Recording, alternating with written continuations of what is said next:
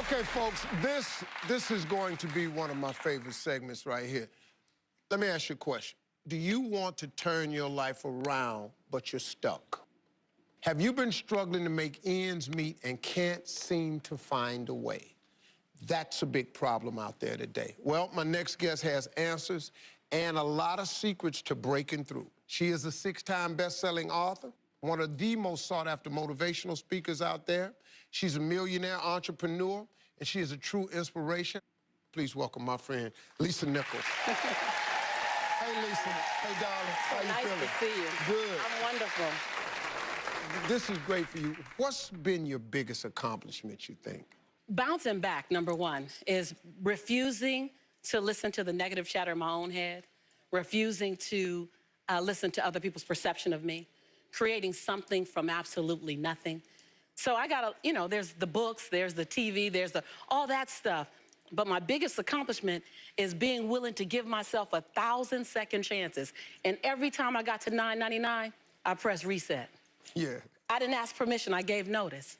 Yeah. At some point, I have to stop asking, can I be great? Can I be brilliant? Can I be okay and still be accepted?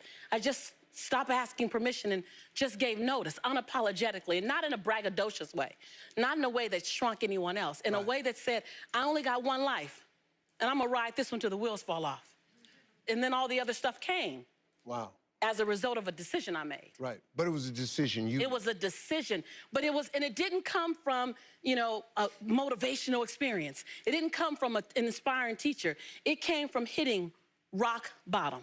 Okay, let's talk about that, because this was the thing that when you and I were talking that really struck me, because I had been there, and I just wanted to hear how you had turned it around, because you can be rock bottom and turn it around. That's the best turnaround, because at rock bottom, hell ain't no other way to go. Right.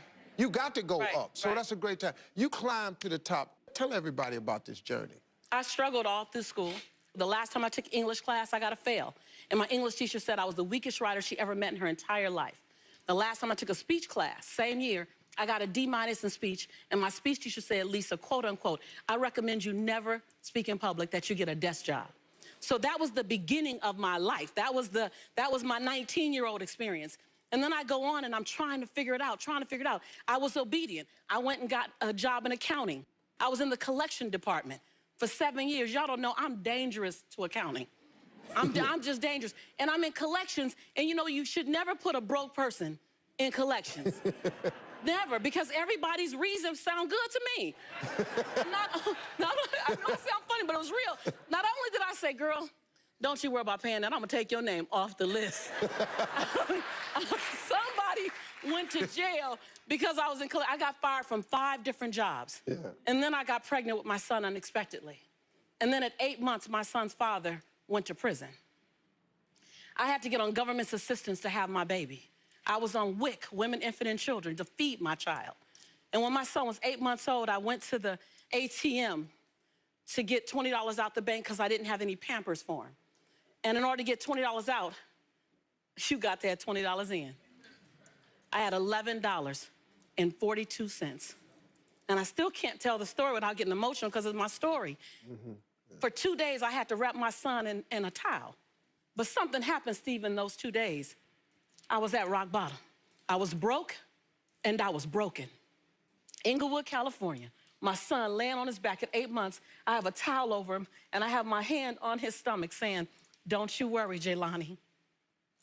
Mommy will never be this broke again. And I made a decision. I was bankrupt. And every stinking thinking I had, I was bankrupt in trying to protect my pride.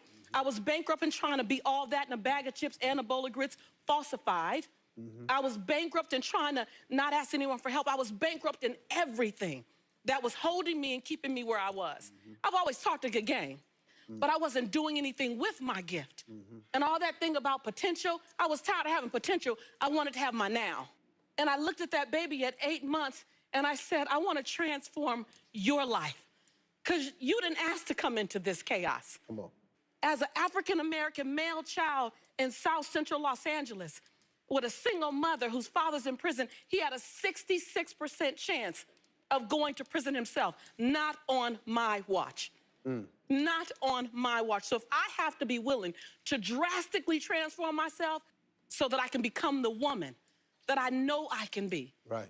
And that's what I began to do. I was radical. What did you do, Lisa? What did you do to change your life?